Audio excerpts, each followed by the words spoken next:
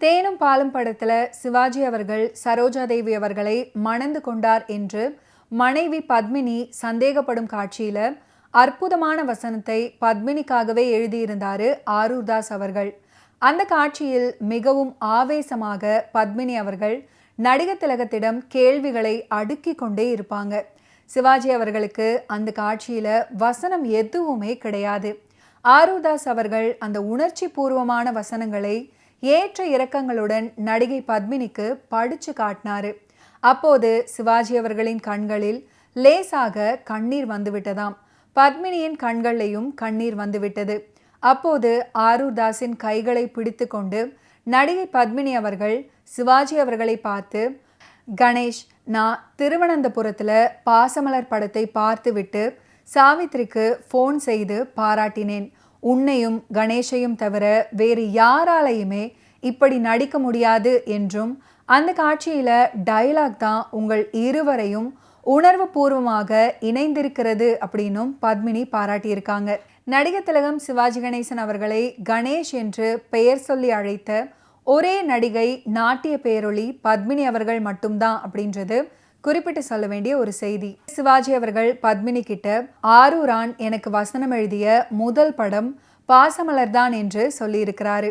அந்த வகையில் தேனும் பாலும் படம் ஆரூரான் எனக்கு எழுதும் 10வது திரைப்படம் அப்படின்னும் சொல்லியிருக்காரு.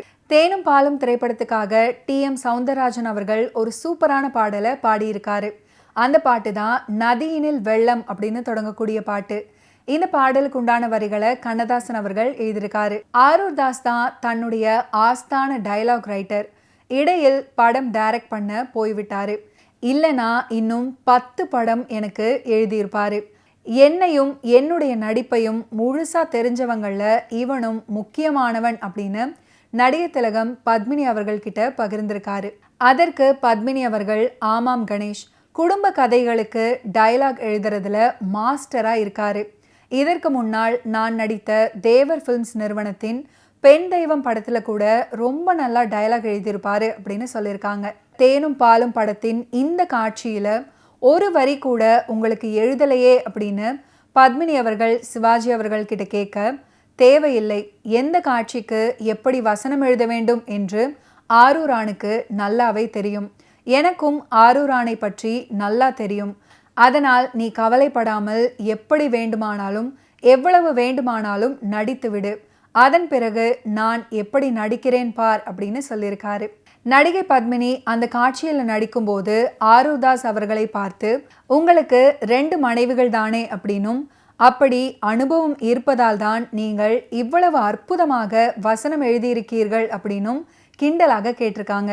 சிவாஜி அவர்கள் படங்களுக்கு சிவாஜி அவர்களுடைய படங்களே போட்டி. இந்த திரைப்படம் வெளிவருவதற்கு முன்பு சவாலே சமாளி திரைப்படம் ஓடியது. தேனும் பாலும் வெளிவந்த பிறகு 3 தெய்வங்கள் திரைப்படம் வந்து தேனும் பாலும் படம் ஓட்டத்துக்கு தடை போட்டது. இந்த படம் தரமான படம் அப்படின்னே சொல்லலாம்.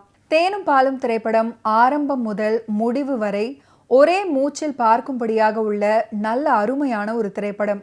அடுத்தடுத்து என்ன வரும் அப்படின்னு எதிர்பார்க்கும்படியாக அமைஞ்சிருக்கும். நகைச்சுவை காட்சிகளும் ரசிக்கும்படியாக இருக்கும்.